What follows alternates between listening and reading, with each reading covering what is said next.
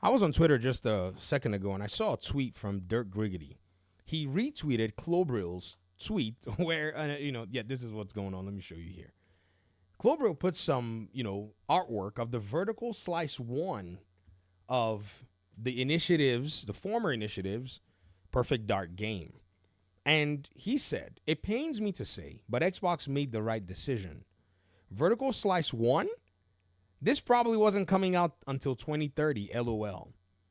Clobrill put this out here. He said, Perfect Dark gameplay details and concept art. According to the report, as of April of this year, the initiative was still working on the game's Vertical Slice 1. I have to say, that game was looking like a money pit. And everybody knows the truth, including those of you who wanted to see the Perfect Dark game, who said, this hurt. This is why I've told a lot of you that the best way to actually look at the gaming industry, in order for all these disappointments to not necessarily hit you, is to look at it from what the data has been showing us.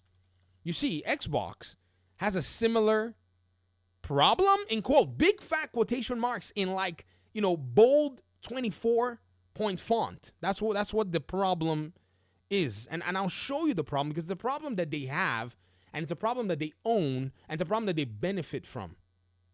Are y'all seeing this? Let me show you exactly what I mean.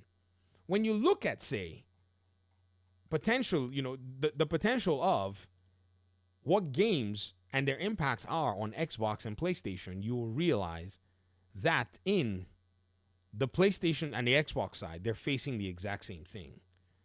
They're facing the fact that live service games are the most prevalent games being played on those platforms.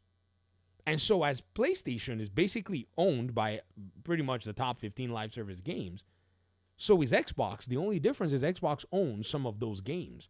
This is why I said, look at Helldivers 2, looking at number 6 up there. And they said they didn't buy Helldivers.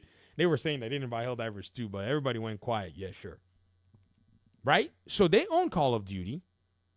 They own Minecraft.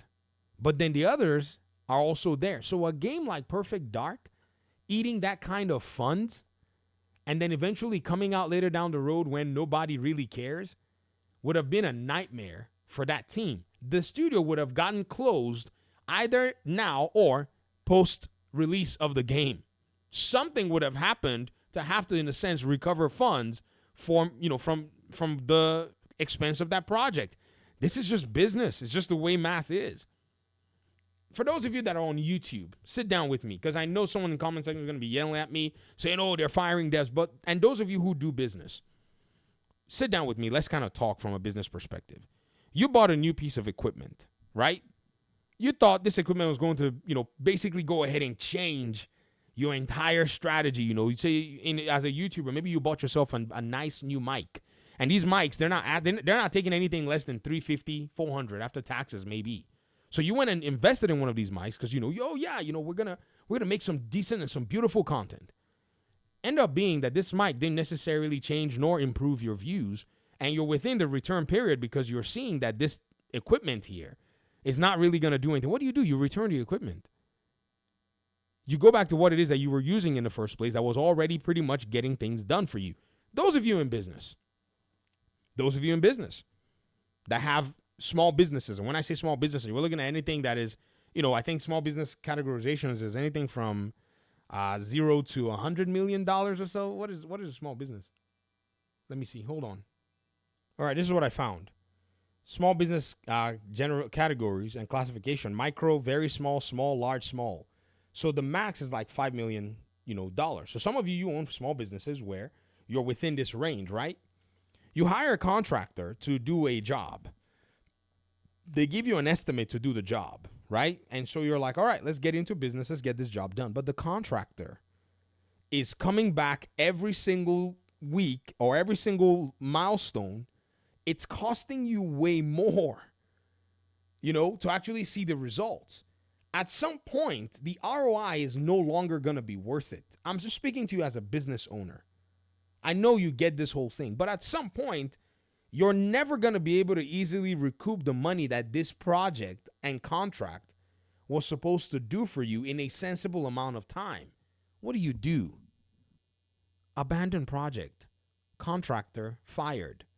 because contractor is literally eating monies from you. Now, you're not even a $4 trillion company, so you still have sentiment. $4 trillion companies don't have sentiment. It's not there. By the time a business reaches a certain amount, sentiment goes out the window for the most part. They're cutthroat as cutthroat can be. So it brings us back full circle to looking at the vertical slice 1 as of April of this year. And makes you go, whoa, really? That's as much as they had done? I mean, 7 years? Were they making another game before they canceled the other game and then started Perfect Dark? Like, you got to ask yourself and say, wow. That's the longest. This person said that's the longest vertical slice of all time. This guy said 8 years of meetings, pizza, and salaries for a vertical slice? Bruh. I don't know what in the world they were thinking with their so-called organizational structure. Some businesses need micromanagement, and gaming is one of those businesses. I'm telling you, in fact, there are not many businesses that can thrive without some layer of serious management. But gaming is that one place where micromanagement is the order of the day in many cases. Such free form, let's bro dude our way to making a video games when we're not all friends living in the same dorm room is a recipe for failure, is what we're seeing here. That's crazy. This person said, Microsoft-led studios are a joke. What a waste of time, money, and effort. Well, Concord.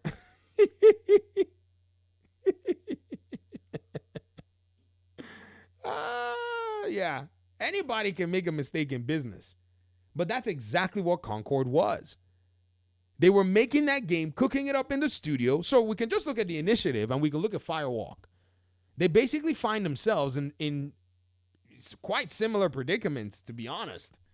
The only difference between both of them was time. One came to market, and then the other one never made it to market. But the moment both of them finally got to the point where they were too expensive for their respective owners of the IPs and the studios, they got cut. And so I've seen a lot, the sentiment around everything was really interesting. Even I myself was like, man, they needed to manage their studios. But dude, that for a vertical slice? After 7 years? Yeah. The people who were leading the project and the issues that they were facing was basically what Microsoft paid for. Microsoft paid for drama, in my opinion. And there's no sensible business person, whether you're a small business owner.